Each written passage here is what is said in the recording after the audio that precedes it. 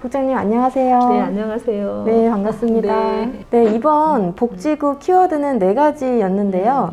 그 중에 베리어 프리라는 게 좀 눈에 띄었어요. 네. 베리어 프리가 뭔지 설명 좀 부탁드릴게요. 베리어 프리는 그 장애인, 고령층과 같은 그 사회적 약자들이 시설을 이용하거나 일상생활 속에서 방해가 되는 그 장벽이 제거된 생활 환경을 뜻합니다. 뭐 장애인분들이나 어르신들이 뭐 생활하시는데 불편함을 느끼지 않도록 그런 환경을 조성하고 좀 개선하는 것이라고 제가 좀 이해가 됐는데요.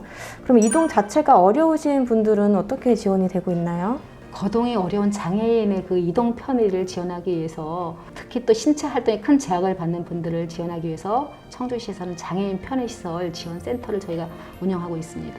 또 휠체어를 이용하는 그 교통 취약계층 분들을 위해서 51대의 청주 해피콜과 120여 대의 그 저장버스도 현재 운영하고 있지만 앞으로 더 지속적으로 대수를 많이 확대해 나갈 계획입니다. 거리를 다니다 보면은 이제 버스 정류장 같은 경우에 인도에 설치되다 보니까 휠체어 타신 분들도 불편함 없이 다니셔야 하는데 시설물 때문에 통행에 불편하게 되어 있는 것들이 보이더라고요. 그래서 그런 것들이 말씀하신 베리어 프리라는 개념으로 좀 접근을 해야 될 거라고 생각이 되는데, 그거 말고도 요새는 또 비대면이 확산이 되면서 무인 점포가 늘어나고 있잖아요. 키오스크라고 하는 이런 무인 정보 단말기, 장애인분들이나 어르신들은 아무래도 어려워하실 텐데 이것도 좀 베리어 프리 개념으로 접근이 될까요? 특히 민간 사업장의 키오스크는 그 어르신이나 장애인분들이 이용하시기에는 그 편의성이 충분히 고려되지 않은 것이 사실입니다. 이런 분들을 위해서 시에서 저희가 교육을 해드리고 있고, 또 교육 대상자를 점차 확대하려고 하고 있습니다. 복지관 어르신들이 이용하는 시설에 키오스크나 기기를 보급해서 어르신들의 그 정보 접근성을 좀 높이려고 하고 있습니다. 그럼 어르신들이 많이 다니시는 복지관 같은 데에 키오스크 자체를 좀 놔서 직접 사용도 하시고 교육도 시켜드리고 이런 걸 하고 계시잖아요. 직접 체험하실 수 있으시도록. 네네네. 그럼 많이 좀 도움이 되시겠네요. 물리적인 장애를 없애는 것도 중요하고, 장애를 바라보는 편견이나 좀 선입관 같은 심리적인 장벽을 허무는 것도 중요할 텐데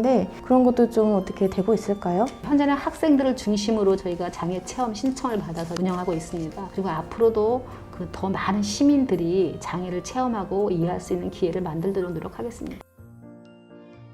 그 다음은 아동 친화 도시에 좀 여쭤볼 건데요.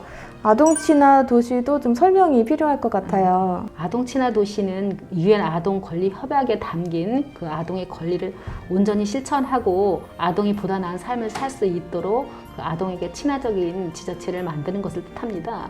청주시선에서는 청주시민 누구나 참여는 되지만 이제 나이 제한이 있어서 만 14세 이상 아동들은 참여가 어려운 부분이 제가 좀 아쉬워하는 부분이에요. 그래서 아동들이 시정에 의견을 낼 수 있는 방법이 좀 있을까요? 그 아동들을 대상으로 하는 정책 제안 대회도 있고요. 그 온라인으로 의견을 올릴 수 있는 어린이 홈페이지도 운영하고 있습니다. 그러면 어린이들이 좀 직접 참여해서 어떤 의견들을 내고 있는 시스템이 갖춰져 있는데 실제로 이게 좀 반영된 사례도 있나요? 네. 달천 어린이 공원의 놀이터를 조성할 때 중림초 학생들을 감리단으로 꾸려서 실제 아이들이 원하는 놀이기구 이런 시설물도 제작해서 저희가 설치하였습니다. 당사자들의 욕구에 맞는 그런 놀이터 구성, 그리고 또 환경 이런 것들을 조성하였습니다. 그 아이를 키우는 부모님들 입장에서는 이제 아이들과 함께 좀 찾아가서 교육이나 뭐 체험, 놀이 같은 그런 시설이 청주에는 많이 없기 때문에 할 수 없이 키즈 카페를 간다는 의견들이 좀 많이 있었어요. 그래서 상대적으로 인근의 세종시나 대전이랑 좀 많이 비교를 하고 계신데 그래도 청주에서 아이들이 놀이나 좀 체험을 할 수 있는 그런 곳이 있으면 소개 좀 해주세요. 청주에는 도내 유일하게 저희가 실내 빙상장을 운영하고 있고요. 그 재미있는 체험이나 가상현실을 직접 경험할 수 있는 스포츠 교실이 있습니다. 그리고 또 소규모 어린이 공원이 한 182개 정도 설치되어 있고, 아이들이 안심하고 뛰어놀 수 있도록 놀이대나 탄성 포장 계속 꾸준하게 정비해 왔습니다. 네, 그러면 좀 특별하게 또 새롭게 조성하고 있는 것도 있나요? 상당구 영운동에 예탕수도 정수장이 있습니다. 이 정수장이 지금 운영되지 않고 있어서 친수 문화 공간으로 조성해서 물놀이 그리고 뭐 교육, 체험 이런 것들을 할 수 있도록 제가 지금 준비하고 있습니다. 언제 이게 준공이 될까요? 네, 23년서부터 준비를 해서 25년 준공을 목표로 하고 있습니다. 네, 좀 기대가 많이 되네요. 다음은 이번에 댓글에서 다뤘던 내용은 아닌데요. 아동 친화 도시를 이야기하면서 이제 아동학대 문제를 좀 빼놓을 수가 없을 것 같아요. 같아요. 사회적으로도 좀 크게 이슈가 되고 있고 많은 분들의 좀 공분을 사고 있는 이런 아동 학대 문제에 대해서 청주시가 어떻게 대응하고 있는지 궁금하시는 분들이 계실 것 같아요. 그동안 아동학대 조사는 민간의 영역에서 추진해 왔습니다. 20년 10월부터 청주시에서 직접 업무를 수행하고 있습니다. 그러면서 이제 아동학대에 대한 공공성과 책무를 좀 강화해서 저희가 자치단체에서 업무를 추진하고 있습니다. 21년 1월에는 그 아동보호팀을 신설했고요. 24시간 대기하면서 아동학대 사건이 발생하면 경찰과 또 우리 아동보호 전문기관과 저희 청주시 3개 기관이 같이 합동으로 출동하게 됩니다. 그 아동 학대라는 게 이제 어려운 부분 중에 하나가 피해자가 아동이라는 점이기 때문에 좀 더 세심하고 좀 전문적으로 접근해야 될 텐데 이 전담팀 구성된 지 1년 정도 됐다고 하셨는데요. 실제 사건은 어느 정도나 될까요? 21년 한 해 동안만 해도 저희가 800건이 넘는 아동학대 의심 사건이 발생하였습니다. 이 중 332건이 실제 아동학대 사례로 판단되었습니다. 332건이면 거의 하루에 한 건꼴로 했다는 건데 좀 마음이 많이 아프네요. 이게 근데 아무래도 아동학대라는 사건의 특성상 학대하는 부모가 신고할 리는 당연히 없을 테고 그 피해자 아동도 신고하는 게 쉽지 않을 텐데 결국은 이제 주변인들의 도움으로 신고가 되는 사례가 많을 것 같고요. 이제 아이를 누군가 때리거나 욕을 하거나 할 때는 학대 정황이 좀 분명하게 드러나겠지만 그렇지 않고 그 외에 조금 알아차릴 수 있는 그런 징후도 있을까요? 아동학대 피해 사례는 그 주변이 잘 알아차리기는 어렵습니다. 네. 가정에서 이루어지는 사례이기도 하고 지난번엔 저희 그 성화계신동에서 그 계절에 맞지 않은 옷을 입고 야간에 배회하는 아동을 지역 주민이 발견해서 저희한테 신고한 이런 사례들이 있습니다. 그 실제로 이렇게 접수가 돼서 그 피해 아동의 조치가 취해졌던 건가요? 네, 그렇습니다. 그러면 이게 실제 아동학대 사례로 판단되면 그 피해 아동은 어떻게 조치가 되나요? 학대 피해 아동 쉼터 저희가 4곳을 운영하고 있습니다.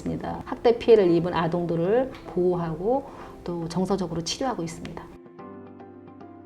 다음은 청년 주거예요. 그래서 요새 이제 청년들이 취업이나 일자리 그 외에도 좀 부담을 느끼는 것들이 많이 있는데 그 중에서도 특히 좀 주거 문제가 가장 큰 것 같아요. 청년주택이라는 이름으로 좀 다양한 정책들이 있기는 한데 막상 신청하려고 보면 본인이 대상자가 아닌 경우가 많아서 뭐 그런 점이 개선이 필요하다는 의견이 이번에 많았어요. 네, 청년의 주거 부담 경감을 위해서 저수도 청년 가구를 대상으로 매입 임대주택과 그 전세 임대주택을 공급하고 있습니다. 청년 주거 대책으로 시행되는 그런 여러 가지 정책들이 있지만 신청 조건이나 대상 같은 그 부분들이 좀 현실과 맞지 않는 경우도 있어서 청주시에서는 이제 이런 부분들이 현실적으로 좀 개선될 수 있도록 지속적으로 건의하고 추진해 나가겠습니다. 네, 실질적으로 이제 좀 도움이 되려면 이제 보증금이라든지 월세 이런 금전적 지원이 크게 도움이 될 것 같은데 그런 것도 좀 계획이 있나요?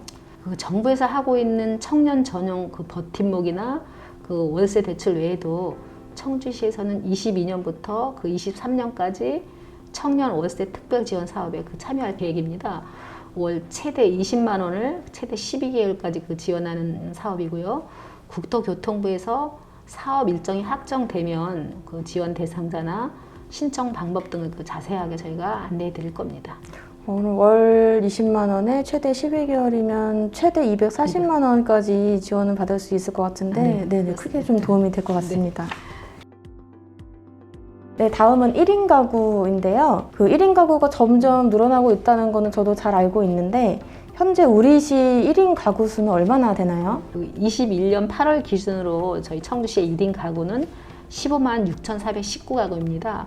전체 가구의 약 40%를 차지하고 있습니다. 그럼 40%면 엄청 많네요. 이게 자발적으로 1인 가구를 선택하신 분들도 계시겠지만 이제 그렇지 않은 경우도 많아서 그래서 이제 정책적으로 풀어야 될 부분들이 많을 것 같거든요. 1인 가구가 증가하는 이유로는 실업이나 빈곤 같은 그 경제적 어려움이나 가족 해체 등 여러 가지가 있습니다. 특히 문제가 되는 경우는 지역사회에서 고립되고 그 고독사로 이어지는 것이 가장 큰 어려움입니다.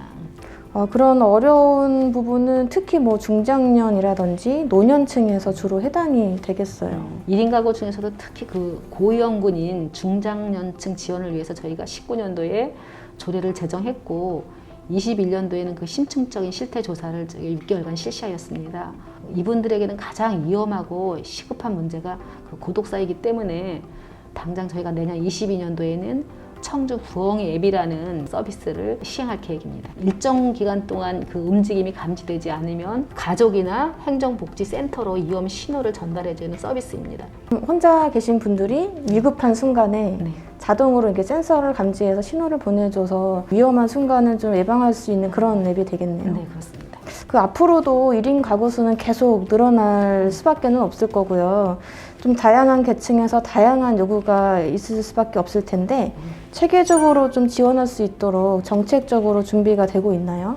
저희 시에서도 그 체계적인 분석과 지원의 그 필요성을 인식해서 저희가 전국 최초로 통계청과 협약을 맺었습니다. 그 우리 시의 실태를 정확히 반영해서 앞으로 1인 가구 간 교류나 또 치안, 주거 지원 등의 다양한 정책 분야에 활용할 계획이 있습니다. 복지국 소관에 관리하시는 분야가 사회적으로 좀 어려움을 겪고 있는 다양한 계층을 대상으로 하시다 보니까 다양한 분야에서 말씀을 들을 수 있었던 것 같아요. 앞으로도 취약계층이나 소외계층 그런 분들의 목소리를 잘 대변하실 수 있도록 노력해 네. 주시길 바라겠습니다. 네, 그러겠습니다. 20년 2월부터 전 국민이 코로나로 인해서 어려운 시기를 겪고 있습니다. 저희 청주시도 마찬가지고 코로나로 인해서 가장 소외받는 계층이 사실 취약계층과 소외계층들입니다. 이분들을 위해서 사실 더 촘촘하게 사회복지가 접근하고 사실 코로나로 인해서 사람들은 더욱 고립감에 있고 생계의 어려움에 있고 그리고 또 코로나가 발병하면 확진자에 따른 다양한 가족 구성원들 중에 저희가 돌봄이 좀 필요합니다. 이런 부분들을 저희가 2년 동안 잘 해왔다고 생각하고 앞으로도 소외계층에 대한 더 꼼꼼한 정책을 저희 청주가 펼치도록 노력하겠습니다. 네, 앞으로도 잘 부탁드리겠습니다. 네, 감사합니다. 감사합니다. 네.